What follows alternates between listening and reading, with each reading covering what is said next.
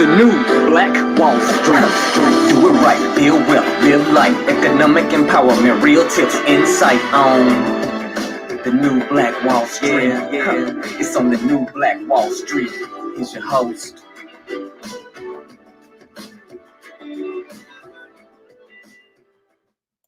Hey, Grand Rising to you billionaires. Thanks so much for joining us here today on the new Black Wall Street, our Money and Power Show. I'm your host, ERGJ, your certified financial educator, CEO of ERGJ Enterprises, ERGJ Black Bazaar, and international best-selling author of the book, The Black Billionaires Club. The book that I wrote, guys, is the study of Black wealth. It's a study of the 12 richest Black people in the world today and how they built their wealth. And I just truly believe that if you want to be wealthy, that's a big if, by the way. But if you do, I recommend that you study wealthy people.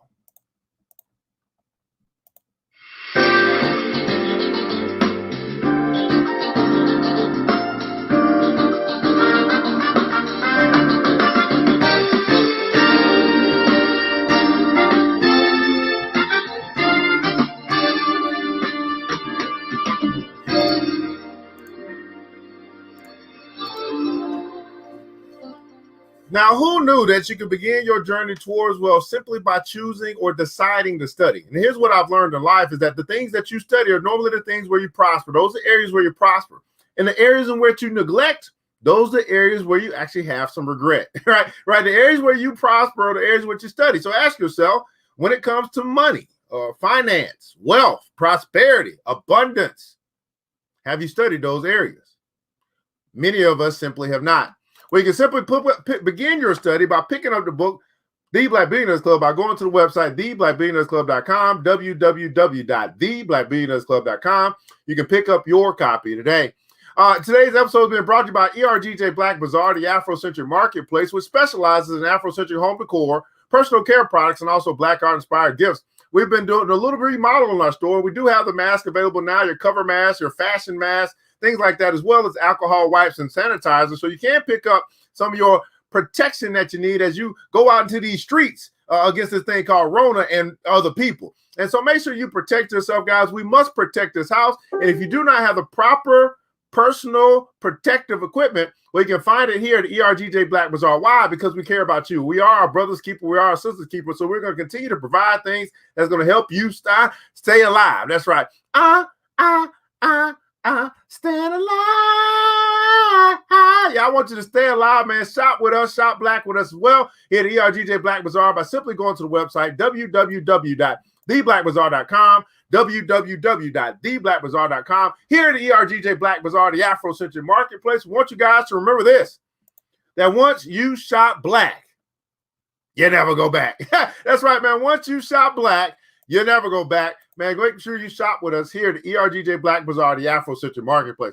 Well, guys, want to find out who's here with us this morning, who's showed up, man, who's here early in the morning as the early bird gets the worm, man. Hit the like button, the share button, the tag button, the watch party button, whatever buttons you can hit, the heart button if you care. Also, let us know where you're connected from this morning. What city, what state, what country, what city, what state, what country. Here on this terrific Tuesday, we're broadcasting across the World Wide Web using Facebook and YouTube and Instagram to spread some free financial education for the nation, some free financial education for our community. So we can't say that no one's teaching. What we can say is that many people simply choose not to come to class. That's what we can say. We can say we just choose. If it's not on our radar, we'll never be like, man, is there somebody teaching financial literacy, financial education? No, because that's not on our radar. And until it gets on our radar, we'll continue to keep living how we've been living as it relates to our money and the mismanagement of it. We got $1.3 trillion of spending power, which is absolutely no power at all. So don't let them put those same words in the same box. No, it's power for other people. How about we make it Black power for us? Man, see what's going on, man. Good morning to you. Tisha is in the house. Good morning to you, Queen Tisha in the house. Good morning to you, Queen Island Sweetheart over at Instagram. Good morning to you, D Lake, man. My main man, D Lake, is in the house. Thanks so much for joining us here today on the Money and Power Show. Queen Adrian is in the house, man. Thanks so much for joining us. Queen Vivian is in the house. Good morning to you. Queen Marie is in the house as well, out of Georgia. Now, today we got an absolutely phenomenal show. We do have a guest with us here today. Talk to us a little bit about a better life. But before I bring him in, we are going to begin with our book. And our book, guys, is actually featuring Dr. Claude Anderson. And he wrote a phenomenal what I would say political book. Now, the Money and Power show is all about money or economics and power, which would be politics. Now, I'm the money guy. I haven't found a political guy or political gal just yet, but I found that I can use some good quality literature to make up for what we haven't found in people. And Dr. Claude Anderson is one of the great authors, great minds of our time. He has a lot to say about a lot. And this book is called A Black History Reader, A Black History Reader. And it's set 101 questions, 101 questions that we have that you never thought to ask, 101 questions that you never thought to ask. And here's today's question. Question number 6 out of this book: are Black Americans more vulnerable to terrorism than other Americans? Are Black Americans more vulnerable to terrorism than other Americans? Greenville, South Carolina is in the house, man. Thanks so much for joining us. Queen Nala, Brilliance Day. Thanks so much for joining us here today. Are Black Americans more vulnerable to terrorism than any other Americans? Let's see what Dr. Claude Anderson has to say about this particular subject. Let's read. Black Americans are most definitely more vulnerable to terrorism than other Americans. Terrorism is rooted in human psychological pathology that seeks to intimidate, injure, and control other humans based upon the religious, political, or racist ideologies of the terrorists. 5 centuries of institutionalized enslavement, Jim Crow segregation, and benign neglect have made Black Americans a favorite target of conservative terrorists, hate mongers, and religious zealots.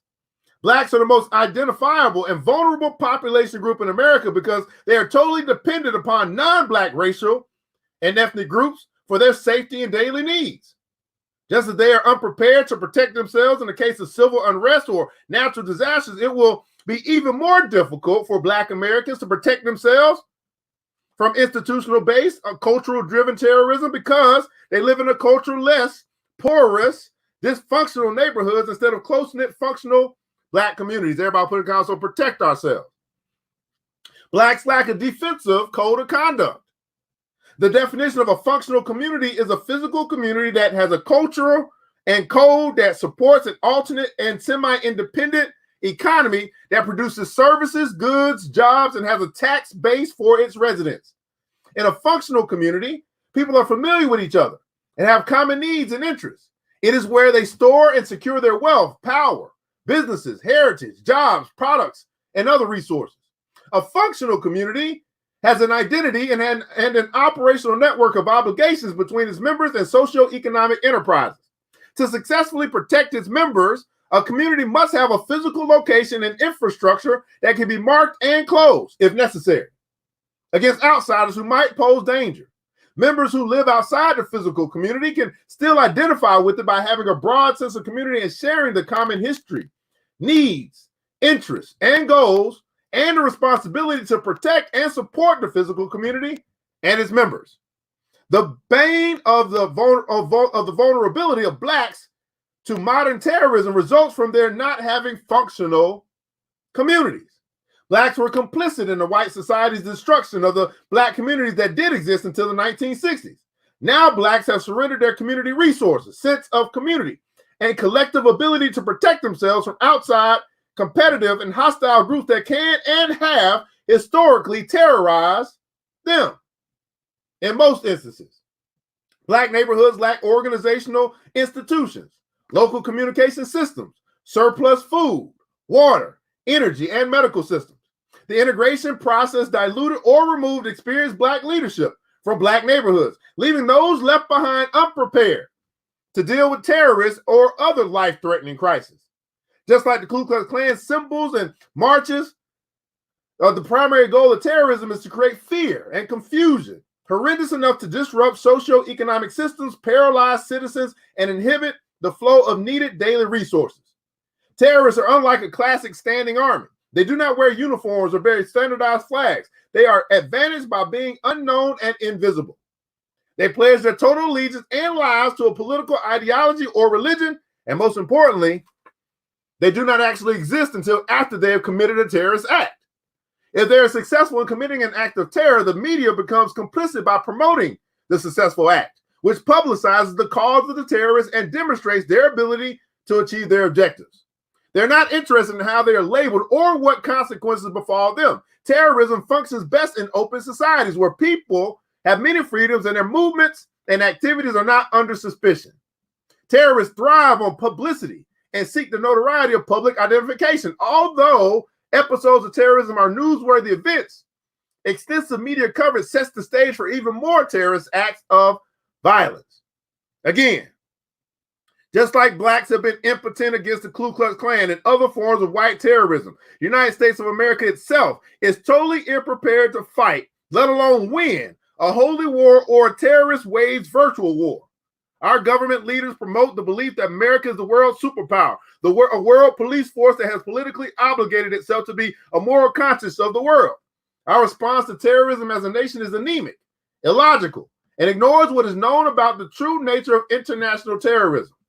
Black America is even more defenseless and vulnerable than a larger society that has organized institutions and resources. There is no interest nor any incentives for our ethnic or class groups to take care of the needs of Black people. There's also no visible evidence that Blacks have made preparations to protect themselves. The electrical blackout of 2003, which impacted the entire Northeast region of the United States, sent messages to Blacks that other groups felt no obligation to share their resources with Blacks during a major crisis. In the Detroit area, for example, many white and ethnic suburban communities did not permit Blacks from the city to enter for food, gas, or other essentials. Blacks must have their own backup resources, whether in a dependent Black neighborhood or socially scattered guests in white communities. They must have protection and the daily necessities of life in emergencies. When terrorism, man-made or natural disaster strike, it will be very difficult, if not too late, for Blacks to gain access to vital resources such as doctors, hospitals, and grocery stores. Black elected officials, civil rights organizations, churches, and educational centers should take major responsibility to alert, organize, and prepare. Everybody putting down, so alert, organize, and prepare. Alert, organize, and prepare. Black communities to deal with terrorism in any form because Black Americans are a vulnerable out group. A vulnerable out group. Man, that brother, Dr. Claude Addison, woo, yikes. I mean, I'm going to tell you, this book here, I mean, now Dr. Claude Addison is a bold dude, but he taking it to a whole nother level of bold, going into political stuff. Yikes. And yeah, you put it in the book, we absolutely will find it, man. Are Black Americans more vulnerable to terrorism than any other Americans? What's your take? What's your thoughts? Do you believe so? This is just one man's thought. A pretty wise man, I would say. But what's your thought? But anyway, let's keep going, man. That's our political moments for our show here on the Money and Power Show. Let me bring in my guest, man. This brother here, he's been with us for the past, I think, 3 weeks.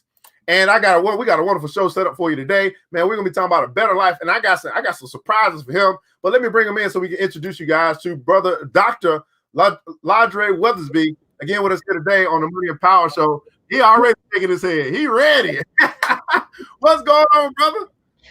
Brother, when I tell you I want to lay on the floor and holler for the ancestors, holler for the Lord, holler for the dead gods, because when I tell you we need some help, brother, yeah, man, I made a mistake and read this book about hyperinflation destroying a nation. And one of the reasons that people were able to survive because there was a real sense of community where they could come together and help each other. And, you know, I'm just, bruh, oh, God on heaven, man. Well, good morning to you, brother, man. Good morning, brother. What a way to start the day, man. Start our day thinking. But of course, we do want to take some time to make sure that people know who is speaking as well. So if you could take a moment to just, I like that book. I like that shirt you got on. Something about recession. All right. Anyway. I couldn't find a job, so I created one. I couldn't find a job, that's what I'm talking about, man. But if you could introduce yourself, tell people a little bit about who you are, what you do, why you do what you do, and why the heck we should listen to you. Absolutely, brother. Again, my name is Ladre Weathersby. The doctor is the title. It's not part of my name and my birth certificate. I live here in Atlanta, Georgia. I'm from Chicago, Illinois.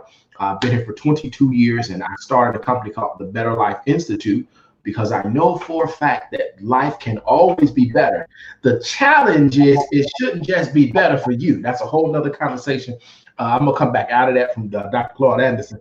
I love us. I love my people. I love all people, but I love my people just a wee bit more, because who's gonna take care of my mama? Who's gonna be here around here messing with my family when I'm gone? So I gotta make sure I do some stuff as best as I can to support and help my people. Co-authored a book called 20 Beautiful Men, so I have an extra special love for the brothers who look like me. Why? Because we go through some of the same stuff, and it's time for us to do some stuff so that we can no longer be the victim. I'm trying to get out of Claude Anderson, bro. That was wrong. That was wrong. Very powerful book, and that's just question number 6, by the way. We still got a whole nother 95 to go, and we just gonna keep trucking along and find out what Dr. Claude Anderson has to say, man. See, I love Dr. Anderson's teachings, absolutely, over here at Instagram. Thanks so much. Now, brother Andre, we're gonna do a quick look at the market, but what we've been doing all week and what we're gonna continue to do until we finish is actually go through The Richest Man in Babylon. Now, I don't know, I'm pretty sure you read that book. If not, it's okay.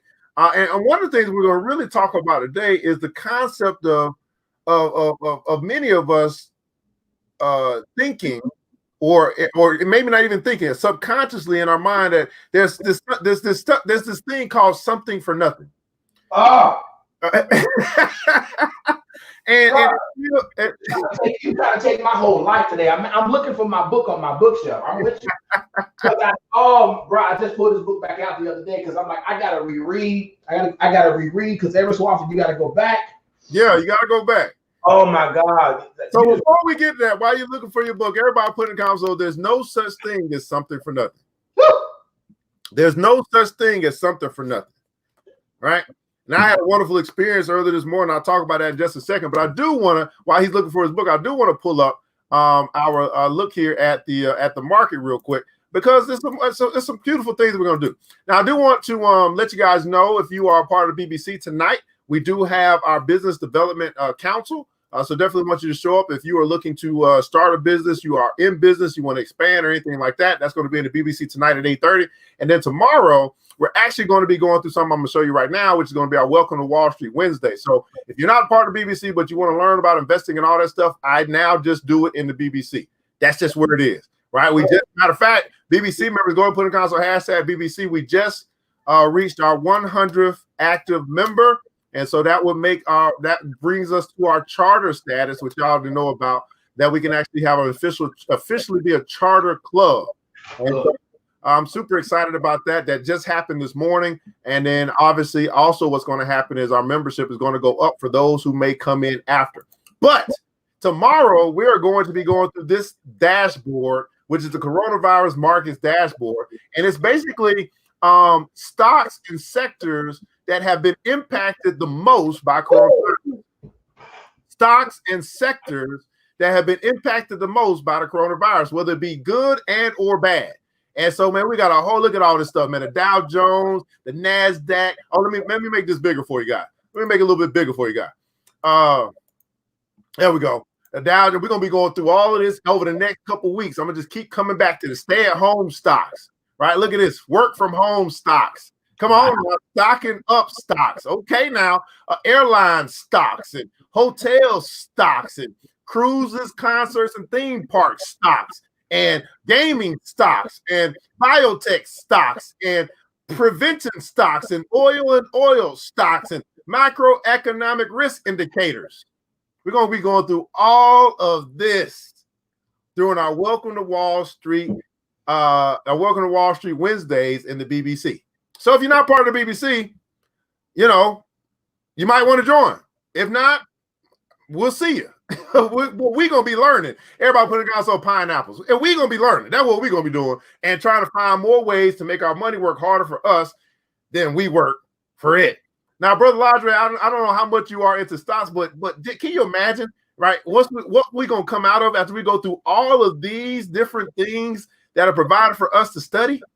Brother. First of all, let me tell this up front. I'm going to be one-on-one. So as soon as we get done today, whatever I need to do to join BBC, I got to put my money behind my mouth with you.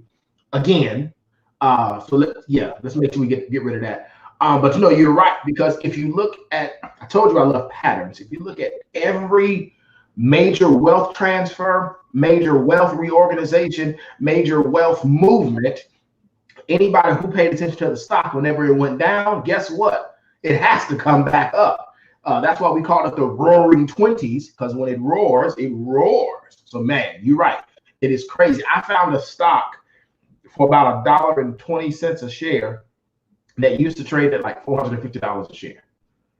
Yeah. So yeah, we're gonna make sure we do that today, brother.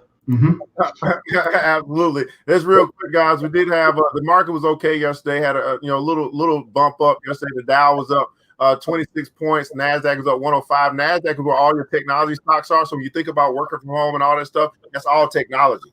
Amazon, Google, Netflix, all that stuff is in technology sector. So technology, we're in a technological age, and technology is doing just fine.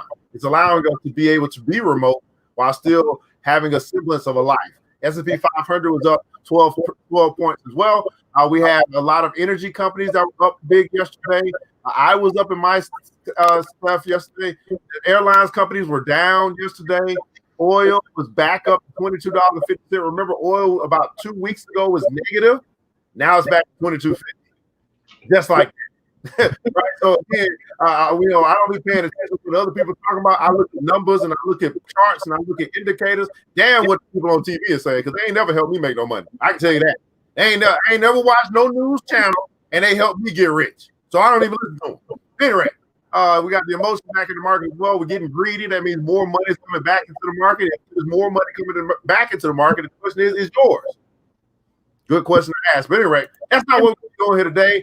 But we will be covering this stuff tomorrow night in the BBC as we get into Welcome to Wall Street Wednesday. That's right. Welcome to Wall Street Wednesday. All right. So just want to quick that. Now, there's no such thing as something for nothing. The Richest Man in Babylon, which is what we have been covering, and we're going to continue to cover until we finish this book. I just decided that this is actually my number one recommended book for anybody that want to fix their finances. I mean, the Bible is a great financial literacy book, but most people ain't going to read that whole thing. But you could read a $10 book. As a matter of fact, I do have them available for sale now in my store. You could read a $10 book that's about 180 pages. Right. Read and then allow the book to help change the way that you think and make some differences in your life. Okay. Now, I wanted to come here because this is very interesting. I'm going to read this part of the story because we have Arcad, who is a young lad. His friends came to him and said, man, how did you get rich, man? You were just like us. You went to the same schools. You did the same classes. You played the same games, but yet you're rich and we not. Right. And he began to tell them about, when his life began to change. Right. And here's when his life began to change. He said, man, he decided he wanted to get rich. Everybody putting down so decide. That's why I said, man, some people don't want to be rich. So you have to decide that that's something that you want. How many are watching here tonight or right now or this morning, and you're saying, you know what? I do want to be rich. That's a desire of yours. You have decided that that's what you want. Now, of course, we would have to then determine, okay, what that number is for you. But have you even decided that you want to go after getting out of debt, getting rich, building wealth? So he had to decide. Now, it was three things that he decided. He decided he decided he wanted to get rich. Then he decided that he wanted to find out how to get rich. Right? Now talk to us a little bit. And then he came back and said it was another thing that he decided. He decided that those two things, and he also kind of decided that he was not going to stop until he accomplished his goal. He was determined and decided. So talk to us a little bit about this decision and determination before we get to this other part, Dr. Weatherby. I just put in the comments, decide, but in parentheses, I put to death the other options.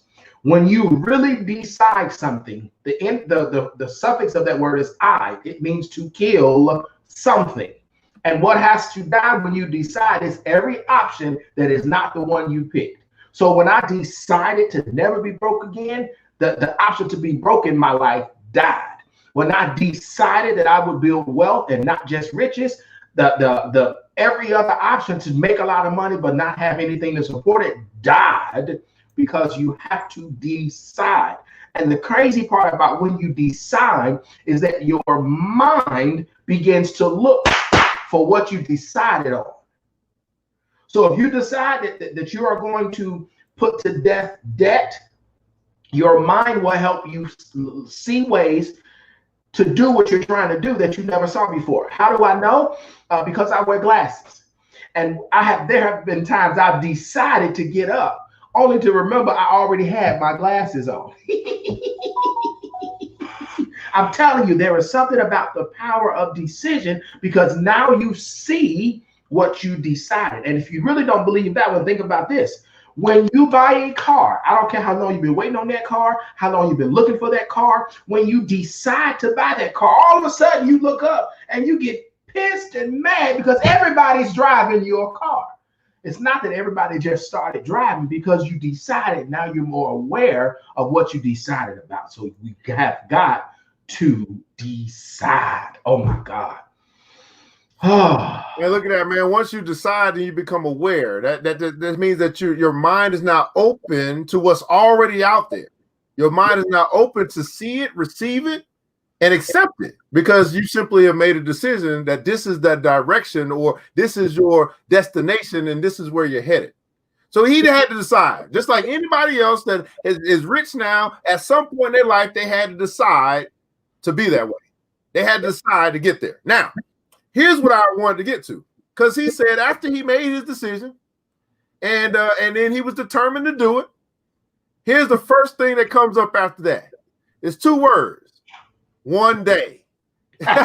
Everybody put it also one day. One day. One day. Now, here's the deal. Before I get into the rest of the story, I'm going to ask you, Dr. Welsby, when's the last time you had a one-day experience? You know, my great uncle Jim Rohn talks about the day of disgust. And most of the time, the one day experience is that of disgust. You mean to tell me that I've been living my life like this when I could have been living my life like that?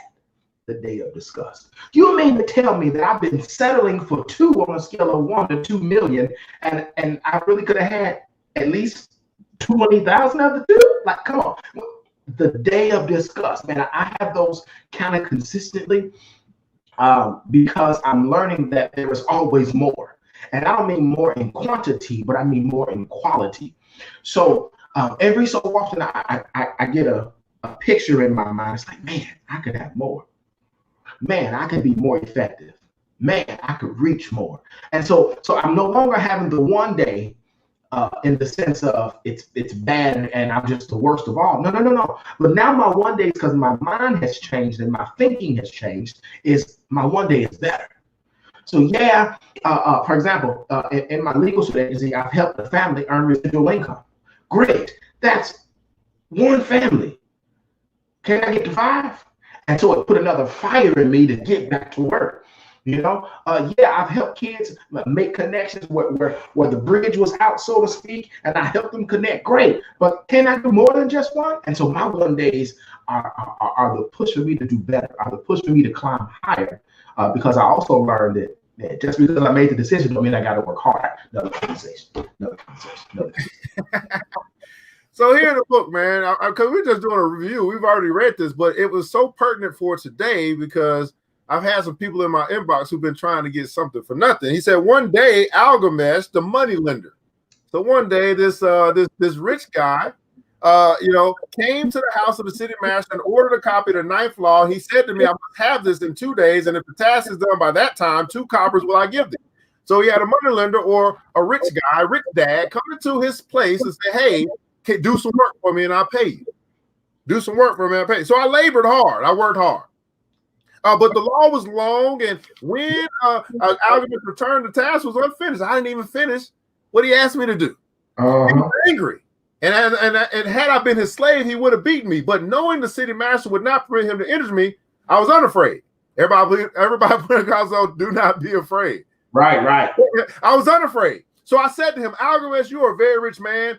tell me how I may also become rich, and all night I will carve upon the clay, and when the sun rises, it shall be completed. Now, notice this.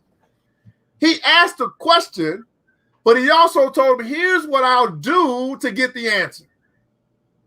He didn't say just tell me, because he had already not finished what he was paid to get done. He already had messed up, right? Because he just couldn't get it done. But he said, man, I really want to know this, because this is something I decided before you even came into the place the night before. And something I'm determined to find out and figure out. And you happen to be a rich guy. Well, shoot, this must be a divine connection. But I'm not going to ask you to give me something for nothing. I already ain't done what you asked me to do. But here's what I will do in exchange to get the answer from you. Now, I want you guys to think about this, because many of you guys may find yourself in positions that you want something and somebody else got what you want, but you're not going to be, but you don't want to put yourself in a position where you're just asking them to do something for you and you not do nothing for them. It's called exchange. Everybody put in council exchange. And so the principle, the concept of money itself is that money is nothing more than the exchange of value for value. Now, notice he was doing a task, which was the value in order to complete what Algamesh, the moneylender, wanted. And in exchange, he said, man, I just want to get some wisdom. I want to learn from you. Now, how many of you guys are trying to go to class without paying for it? Go ahead. All I got to say is this. Oh, you know what gets us in trouble, brother? I'm trying my best not to see into this story, but most of us, many of us, I know who I'm talking to, many of us have made the decision to get rich. The challenge is, we've decided something. The challenge is, once you've decided, everything is trying to come together, but you aren't worthy of what you decided you want. You are not worthy or deserving of what you want. Why? Because you don't have the characteristics. Hold on. You don't have the characteristics of what you really want. I'm gonna let that sit for a second. You say you want wealth, but you don't have the characteristic of wealth, which is work ethic. You say you want a great family, but you don't have the characteristic of listening. You don't have the characteristic of planning, of disciplined action. And so it gets me, because people want something for nothing, in the sense that they want, but they aren't worthy to receive, or they can't do the work that's required to keep themselves in favor. If you check the scriptures, you will find story after story of people wanting something, but they were worthy to receive it. Not their worth as a person, but their worth to the marketplace. Those are two totally different things, because you can be worthy as a person, but not be worthy in the marketplace. You can be worthy because God created you, but you're not worthy in the marketplace. So come on, make your decision, but be worthy of what you decided you want. Okay, I'm coming out of that.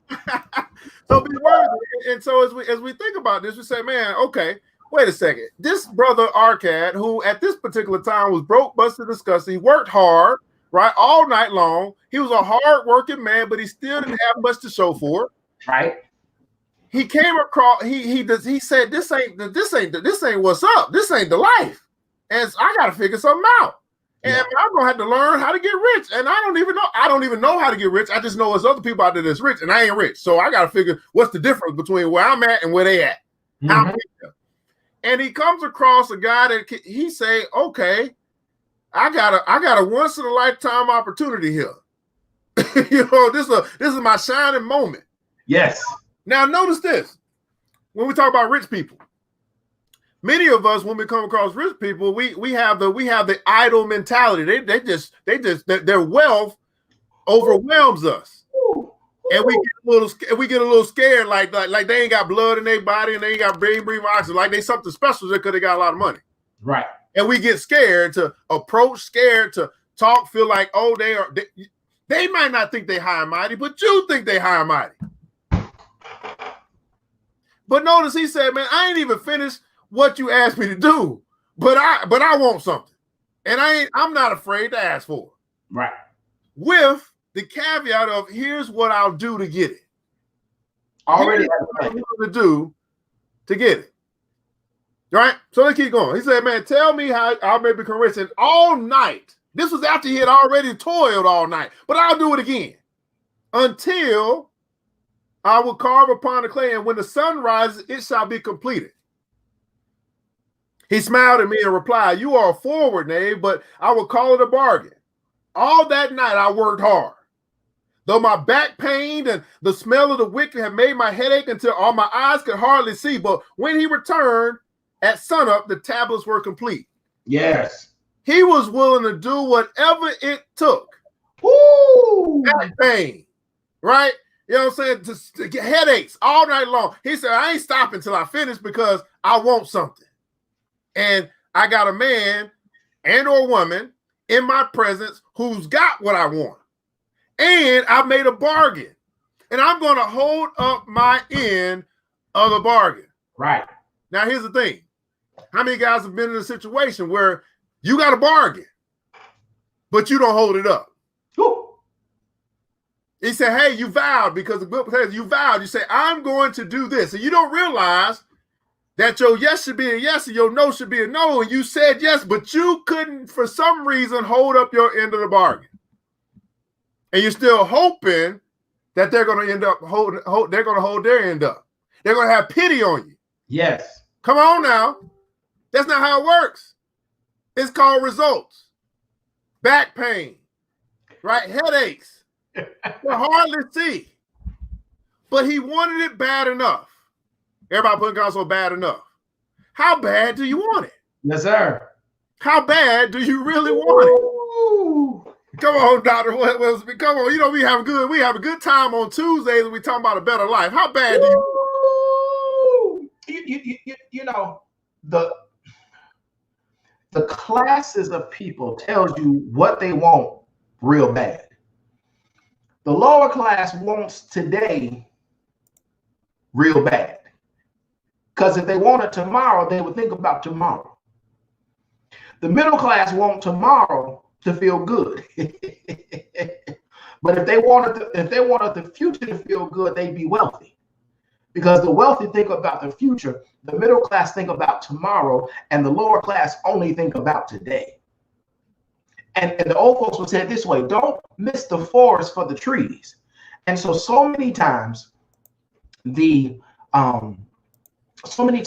missing it, the bigger picture, because we're only focused on what's immediately in front of us. Can you imagine if our cat was only focused on getting paid the money for that task? He would have toiled all night long and he would have missed out on the rest of his life.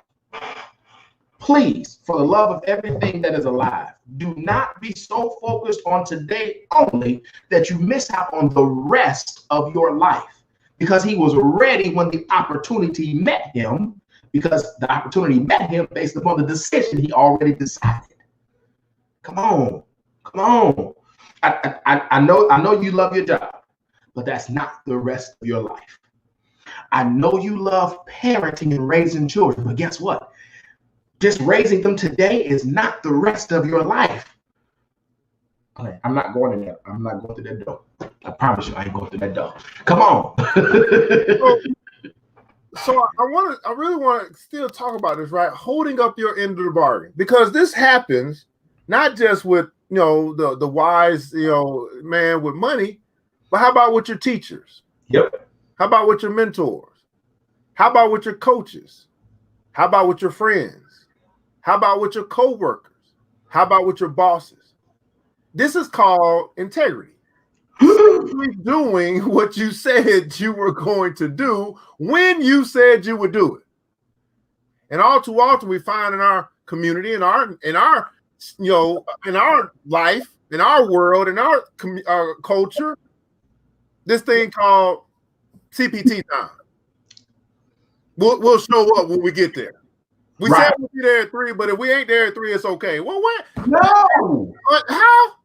So everybody else got to wait to eat till you get there at 5 o'clock. And then you get mad because you're known for it, and people deal with you accordingly.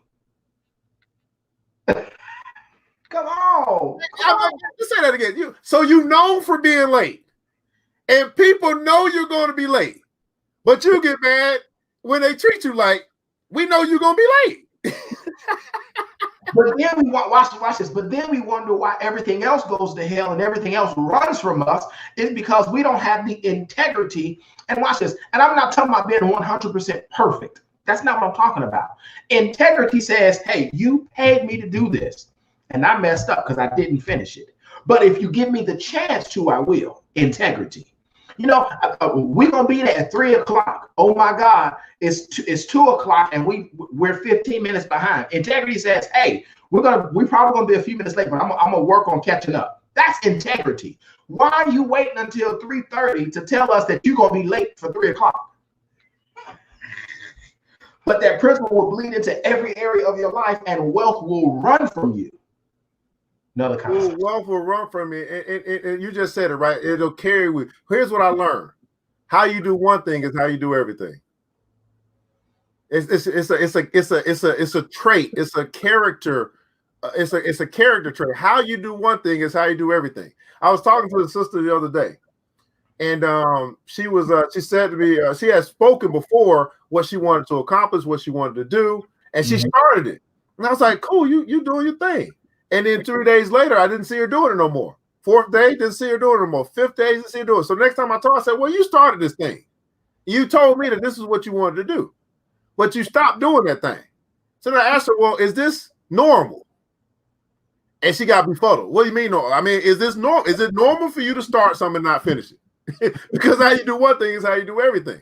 Man. And it messed up. She was like, nobody really, is this normal? I just want to know if it's normal. But that's why I get used to how you're going to be whenever you say you're going to do something and not finish it. Because it seems to be normal. It's okay with you. And I don't think that we recognize how our habits, good and bad, impact the attraction that that money or wealth or resources or favor has to us. Because it's not something that you pursue. It's something that you attract. And so Arcad was able to attract into his life this wealth, this money mentor. Yep. And because he had already been determined that, once that opportunity came, he was like, I ain't scared. I mean, I ain't finished what you want me to do, brother, but at the end of the day, you still in my face. Let me at least ask and see what happens. Everybody put guns on, see what happens. Let me at least ask and see what happens. And then he went through the process of back pain, headache, can't see, but I got to get this thing done tonight. How many guys been in a position where you realize I got to get it done tonight? I mean, maybe I've been waiting. I've been waiting a long time, but now the opportunity is here. I got to get this thing done. Yes, sir. Right now. Go ahead, Brother Weatherby. Integrity will force you to be productive, not just busy. Wealth does not like busy. Wealth likes productive.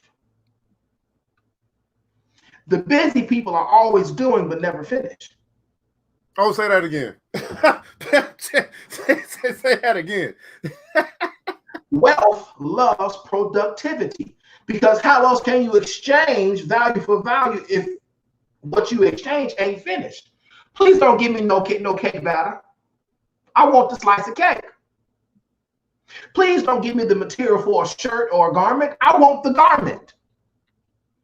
And sometimes we get so caught up in life because we don't have a vision board. We don't have a vision. The scripture says, without a vision, the people perish, tire, fall out, give up, give in. Right. So because we don't have anything in front of us to guide us and to focus us, tire out. Ooh, let me do this. Ooh, let me do that. Like how your business got 7 heads on it. And you wonder why it's not attracting wealth. I've had to go through that where I had like 6 or 7 different things for business to do and had to narrow that focus down because wealth does not like busy. Wealth likes productive. But you said if you so busy that you never finish anything. Yeah. Come on. I mean, expound on that. You're so busy that you never finish anything. So it's called shiny object syndrome. So for example, you say, oh, I want to open a daycare. Great. Praise the Lord. We need quality folks to keep, oversee, and to mold our children. Great. But in the midst of developing the idea for the daycare, you remember that the kids got to eat and you got a catering business, or you want to cater. So instead of you focusing on the child care, you get distracted by the catering business. But then you remember, oh shoot, man.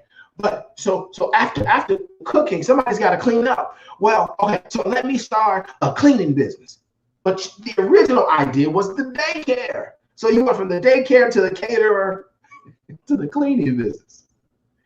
And that's in one day, 1 hour.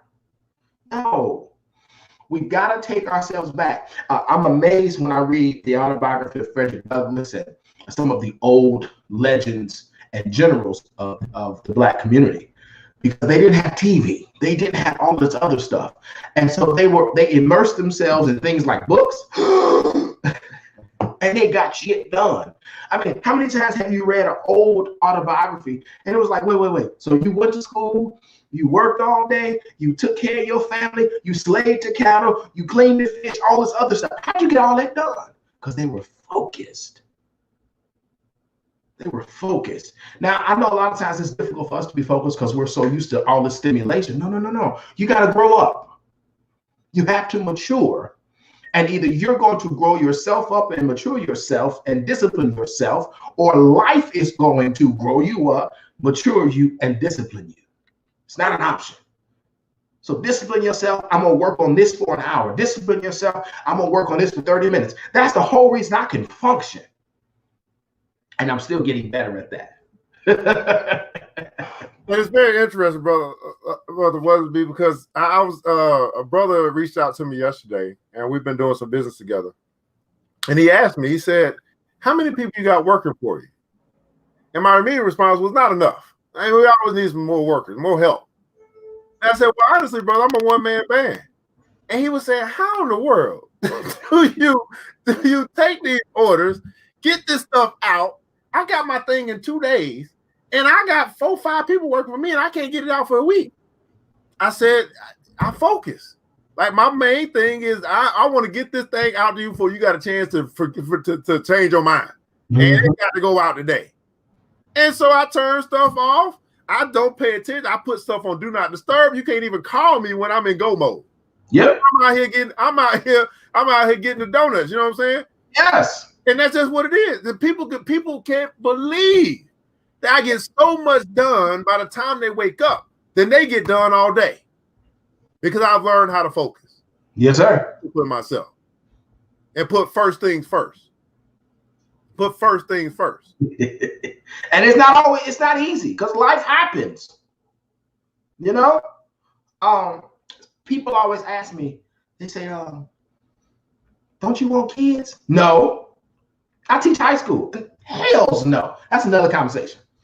But what messed me up was I thought about Oprah Winfrey. Can you imagine Oprah Winfrey being the catalyst, the contributor, and the constructor that she is? I'm not saying everything she's done is 100% perfect. That's not what I'm saying. Neither is 100% right. But can you imagine how less effective she would be if she was married with 5 little kids? It wouldn't be the same Oprah. And so some of us have done things and made choices that change what you do. It is what it is. Deal with it. Go forward. Just don't get stuck talking about, oh, I wish I had done this. No, it's here. Now you have to find a better way. Jim Rohn says, don't ask for less problems, ask for more skill. And focus is one of the very best skills you can have, because focus gives you endurance. And wealth does not like start and stop. Wealth does not like half done. Wealth does not like going half the way. No. Wealth says you got to complete what you started, and that focus will give you the endurance. But many of us can't focus because we don't have any endurance. And we don't have any endurance because we don't focus. Man, all of this stuff works together. Man, absolutely, man. And so ARCAD, again, went to work, he said, man, he something in him knew that in order for me to get what I want, I'm gonna have to exchange something. And that exchange was actually, let me finish what the man wanted done in the first place, but let me show him how serious I am, and I'll get this thing done in a day. And maybe the first time he started, when he wasn't as focused. He worked on it, but it was a difference in intensity. He worked on it the first night, you're right, get it done. But now that something bigger or that was more important to him was on the line. How many guys are like, you go to work every day? If it don't get done, it don't get done. It ain't nothing on the line. They're like, I'm gonna come back tomorrow and they're gonna pay me. But same thing. I'm gonna get paid the same amount, work the same amount of hours. If it don't get done, don't get done. But when something's on the line, he had something on the line. Something he had already decided he wanted, something he was determined to get. He had something on the line that changed his intensity from day one to day two. Isn't that interesting? Everybody putting also something on the line. Now, here's the deal. We all got something on the line every day, but we just don't necessarily see it that way. We don't see that our children's legacy is on the line. We work with the same intensity, right? We tend to take things a little bit for granted because we feel like we got another day. We don't realize, man, why put off tomorrow what I can do today, because we don't see what's on the line. Like you said, we might only see today. We may see tomorrow. But what about your future? Man. See, I want you to understand that your future is simply looking back at you right now. And it's saying to you, come on. Catch me if you can. Let me say that again. Your future self is looking back at you right now.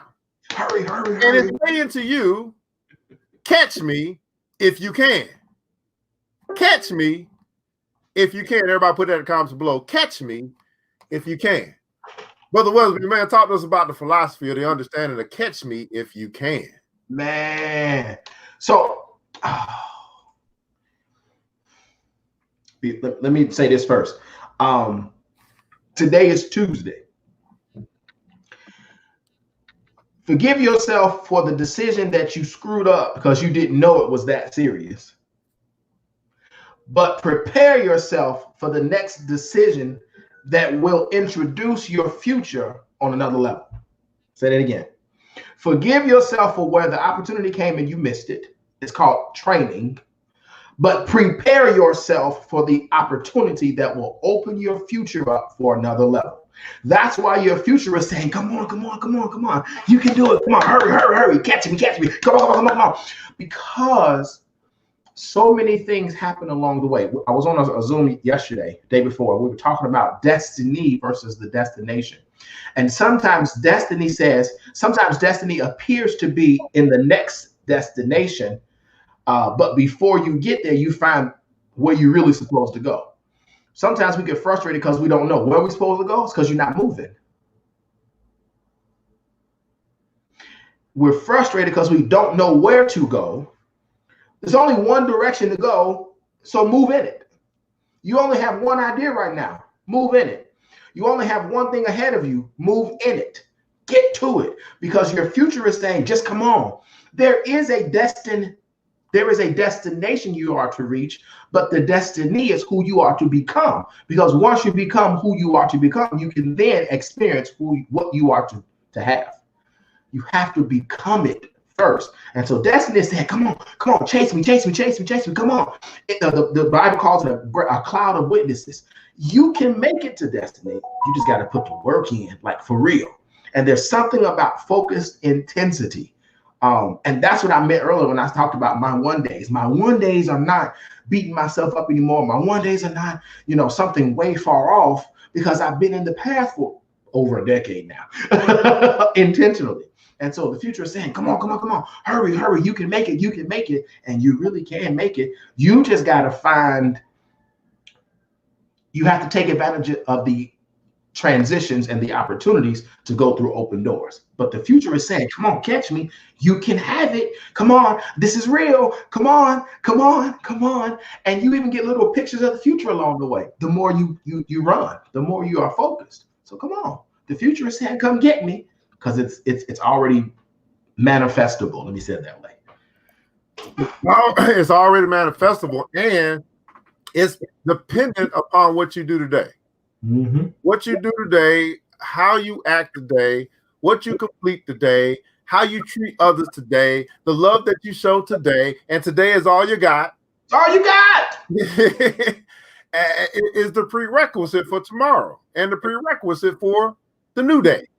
It's the prerequisite. So what you do today, no opportunities wasted or now. No opportunities wasted or now. Learn from Marquez. Said, man, I want something. That means you got to determine what you want first. Yes. What's your desire? Desire is the starting point of all achievement. What do you want? And then be determined to get it. And then when the opportunity presents itself, because luck is where opportunity meets preparation. Luck is where opportunity meets preparation. So when the opportunity presents itself, don't be afraid. That's the time to attack. Yes. And see, many of us in this particular time that we're in right now, this COVID-19, Corona stuff, a few of us saw this as an opportunity and we attacked. You see, same time, but different people are responding to it different ways. We attack. Other people are letting the time attack them or sit them down or something like that. Mm-hmm. Man, this is the money and power. So, man, we know we can keep going on and on. I really want to tackle that. There's no such thing as something for nothing. Dr. Weatherby, your last words as we think about that concept. There's no such thing as something for nothing. If you could get something for nothing, it would not be called an exchange. If you get something for nothing, it's called pity. And pity is not the same as profit. Pity is not the same as prosperity. And there's a story in the scripture where she says, well, aren't the dogs even able to get the crumbs? Pity. I'm a king's kid. I refuse to settle for pity, which means I've got to put something on the table. I've got to bring something to the potluck. I love the potluck concept because everybody brings something to get something. And that is the basis of the exchange that is called economics. I don't want to grow my own vegetables. Exchange. I don't want to carve my own meat. Exchange. I don't want to build my own transportation. Exchange. You cannot get something for nothing. And if perchance the person says, no, don't worry about it, you have to find a way to erase the debt. If somebody gives you a piece of cake for free, say, don't worry about it, you better go patronize the business and take two people with you again. Because nothing is free. And if you want free, that's the poverty mentality that's really messing with you, that is trying to infect your future. And your job is to kill the cancer. I'm done. I promise. I'm done. Your job is to kill the cancer, man. That's what I'm talking about, man. This is the Money and Power Show, guys. I want to say thank you to Brother Leslie again. A better life. Everybody here calls for a better life because better is available, right? Better is available. More is available. You can have more, you can do more, you can be more, you become more, you can learn more. Yes. It's available to us all. But it finds itself very difficult to reach the lazy person. It's very difficult to reach the lazy person who won't go the extra mile, who won't work the extra hour, who won't provide more service and better service, who says that this is what they get paid me for and this is all I'll do. Well, guess what? That's all you're going to get. Because that's all you're going to do. Yeah. Right? Find time to be of more service and better service, even if that's outside the job, and be prepared for opportunity when it presents itself. You've been asking for it. You wanted it. Mm-hmm. Then when it comes, there's your chance. Here's your chance. Man, brother, let me be able to say thank you again for joining us here today on the Money and Power Show. Always a pleasure. Hey, we're going to have you back next Tuesday if you got time. I don't know if school back in or what. I don't know what's going on. Right, but you are a recurring appointment on Tuesdays. I'm supposed to be going to Denver, and I was like, I can't go that early because I will be in the air when it's time for the show. So yeah, I got you, brother. Absolutely, man. Everybody else, man. Tonight, as you guys already know, man. The question is this, man. What did you learn today? We don't do this just to do this. We do this to make a difference, and hopefully we made a difference in your life today. Right? My mentor, Mr. Warren Buffett, simply says this, that price is what you pay, but value is what you get. Right now, what you think about the price you paid to be here, it didn't cost you money, but it cost you something way more valuable than money, which is your time. Right? You spent an hour here with us, 30 minutes, 10 minutes, it doesn't matter. But this is the time that you've chosen to invest, and you invest in order to get a return. And so I'm simply asking you, what value did you receive today? Was this worth your time and why? Answer that in the comments below. Was this worth your time and why? Did your mind get changed a little bit? You start thinking about things and seeing things a little bit differently.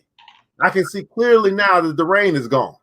The rain of your mentality has been cleared up here today. What did you learn today? Was this worth your time and why?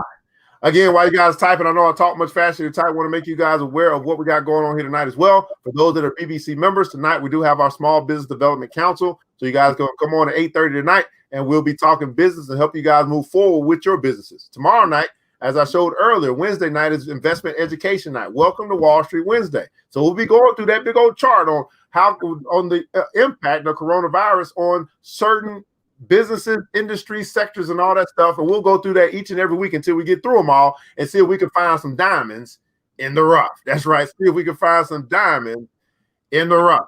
That's right, man. That's what I'm talking about. Jennifer said, man, a better life. Absolutely. Levy Hobbs, a better life. Absolutely, man. Elijah, he right away. Well worth my time. I'm encouraged to push harder, push forward. I don't see any other comments, so it is what it is. Well, guys, I want you guys to remember this, man, that it takes a village. It starts with us. It really does. It starts with us. Let's build as we climb together. We all we got, beautiful people. Matter of fact, we all we need. And thank God that's more than enough.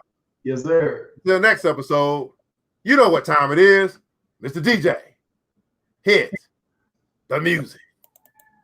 The new Black Wall Street. Thanks you for joining the show. We gave a lot of great tips, but it's time to go. Take the knowledge we shared, hope you use it and grow. See you all there in the next episode of The New Black Wall Street. The New Black Wall Street.